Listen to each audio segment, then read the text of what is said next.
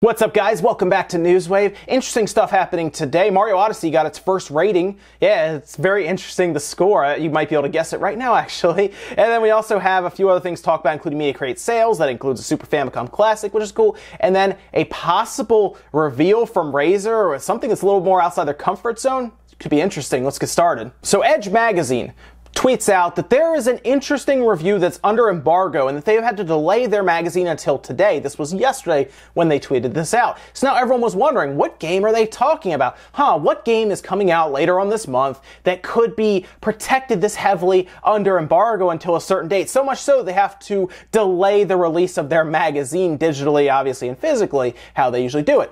Apparently it's Mario Odyssey, and from what we've seen, as people have put out pictures of really leaked stills, and someone actually got a copy of it and took a picture of the score, and Mario Odyssey is now the 20th game to get a perfect 10 out of 10 from Edge Magazine. And yeah, this is the 20th 10 out of 10 from this magazine, but that's two 10 out of 10s because they give Breath of the Wild a 10 out of 10 as well. That's two 10 out of 10s from a system that's 7 months old now. A little more, obviously, it would be more than 7 months old. It'll be closer to 8 months when we get to Mario Odyssey, but still, that is extremely impressive at this point. The Switch obviously is front-loaded with some good games. Now, I don't think they'll get any more 10 out of 10s this year, obviously, because 10 out of 10s don't come along every day. This is the 20th one they've given. I don't expect Xenoblade, for example, to get a 10 out of 10. That'd probably be more like an 8 or a 9 somewhere in there, because it's more of a Japanese RPG, kind of a niche-based game. So they probably will pick out some different critiques, whereas Mario Odyssey is a game that will appeal to everyone, and I'm sure,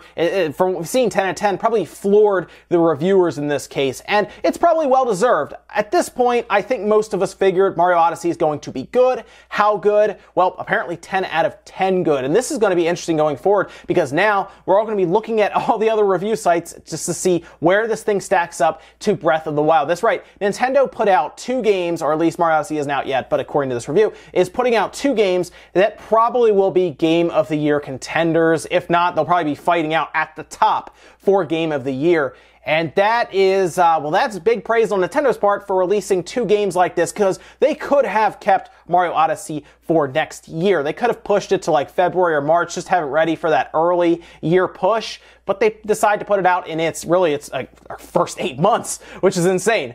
You have Zelda and you have Mario, 2 of the big cornerstones, and they of course put out Metroid on the 3DS, but we're talking about the Switch right now. Mario and Zelda, 2 apparently 10 out of 10 games, are here in its first 8 months, and this is going to be interesting going into the holidays to have these, then of course into the Game Awards where everyone has to pick Zelda or Mario. Now, of course, there are other games to pick from other systems. I'm sure people will look at things like Horizon Zero Dawn, but I do think Nintendo has put 2 big Game of the Year candidates out there with Mario and Zelda, and I'm sure different sites will give different opinions on either one, but I completely expect these 2 to be duking it out for Game of the Year on a system that is pretty much new. So very interesting. I can't wait to see the full review for it. I'm sure there'll be spoilers. I'll look to see if I can get a hold of a copy, or just to see if there's a digital copy online I can read through, and that way I can let you guys know what they think of it, like bullet points, and that way you can get an idea without possibly having it ruined or spoiled for you. Could be interesting to see. Next up, let's talk about Media Creates, which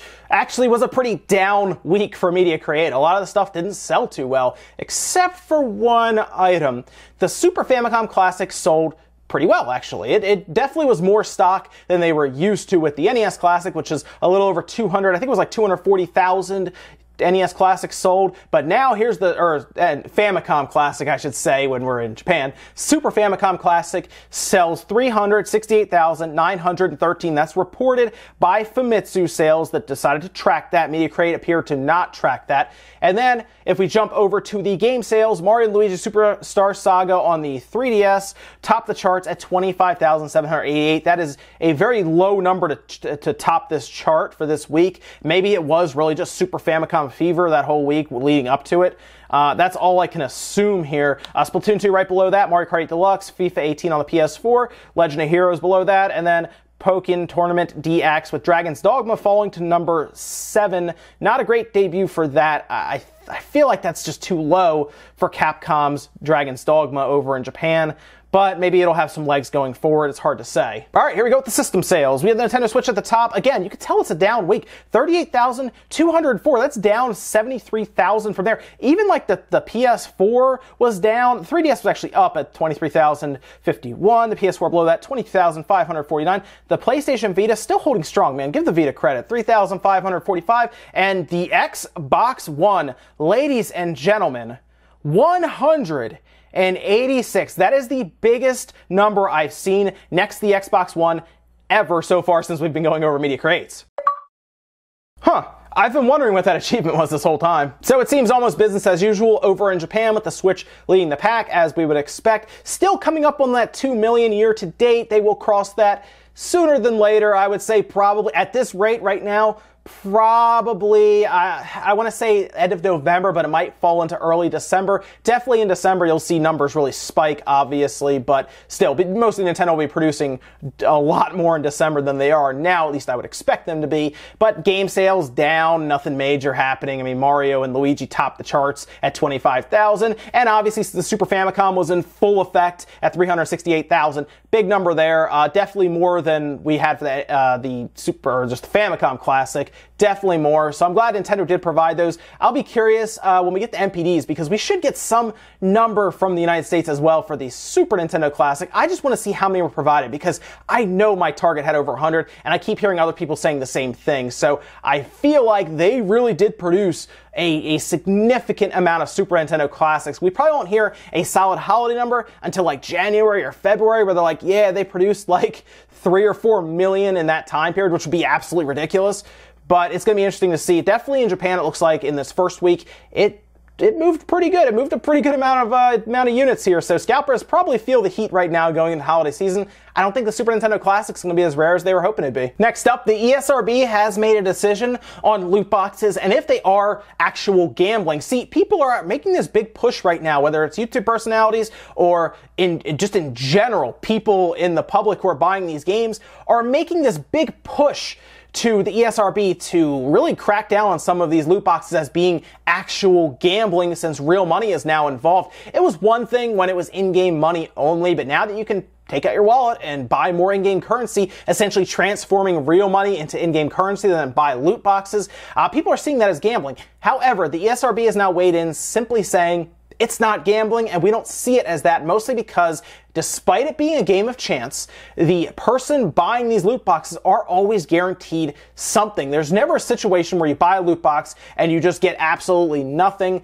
Despite when we don't get what we want and it's just a bunch of junk that we either already have or we don't need, we kind of consider it as getting nothing, but you are technically getting something. So to them, because you're not taking money and just throwing it down a hole, it's not gambling, I guess. Now, the spokesperson also goes on to compare it to booster packs and card games, much like I did in the video yesterday, where I talk about how, well, they're kind of like booster packs, but of course booster packs were slightly more regulated because if there's a younger child, it really, a kid that is a part of everything here, they can't drive to the store with your mom and dad's credit card and start buying booster packs. There's also a finite amount of booster packs at any one store, whereas when we're dealing with loot crates, you can buy until your card is completely maxed out now. It's just the way it is with the internet and how easy it is to push a button and charge a credit card now online.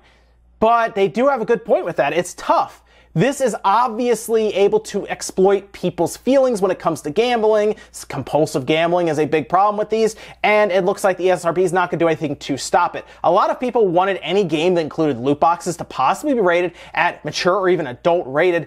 Adult rated might be going a little far, I would say, only because there are some gambling games that are still just rated mature. Of course, you do need to at least provide some sort of like identification if you go online and do online gambling, which in some states is even illegal. I know New Jersey, which is close to me, you can gamble online there, but not in my state.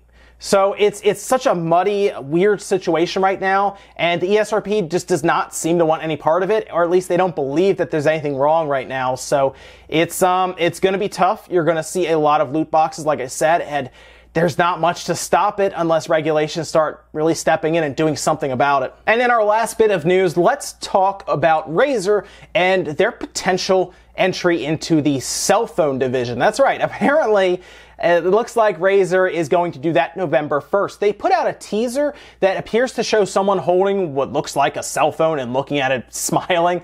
But Razer, of course, is known for more gaming devices. In fact, they seem to be kind of pushing this more towards gamers. And that makes us all kind of wonder, what kind of specs is this phone going to have? I'm really not sure what could be in there. Maybe something from NVIDIA, one of their Tegras or something. It's hard to say. And then, of course, we kind of look to their acquisition of NextBit. NextBit was developing a Robin. Robin was an interesting cell phone idea that had some interesting mechanics. It was an Android phone that had like a side fingerprint reader, things like that. It even had cloud-based storage that was kind of built in. You would back up like apps to the cloud. Very interesting. Short-lived. Nothing really happened with it. And then here comes Razer, they buy them, and then NextBit kind of goes away into Razer, possibly developing this new cell phone. Now, we don't know for sure if it's a cell phone, but we have a feeling it is, and we'll definitely know November 1st when they're going to reveal it completely. So now, everyone who needs a cell phone is probably going to have to maybe wait a little bit here just to see what Razer can bring to the cell phone party, because maybe it's something new, maybe it's something unique.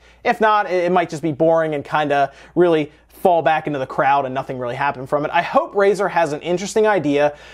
Even if they go more towards the gaming route, that could be interesting, but I need a new phone, so I'm going to hold out and see what they have before I start looking around other places. Ladies and gentlemen, that's it for Newswave today. Make sure you comment, like, subscribe, all that good stuff. Let me think about any of the stuff we talked about today, whether it is Mario Odyssey's 10 out of 10. For you, did it have to be 10 out of 10? Was it 10 out of 10 or bust? Or this would be a problem. Like if it was 9 out of 10, you would not be happy. At this point, look, it's one review. Obviously, they like it. This is their 20th 10 out of 10. The only other 10 out of 10 that I can remember recently they gave was Breath of the Wild.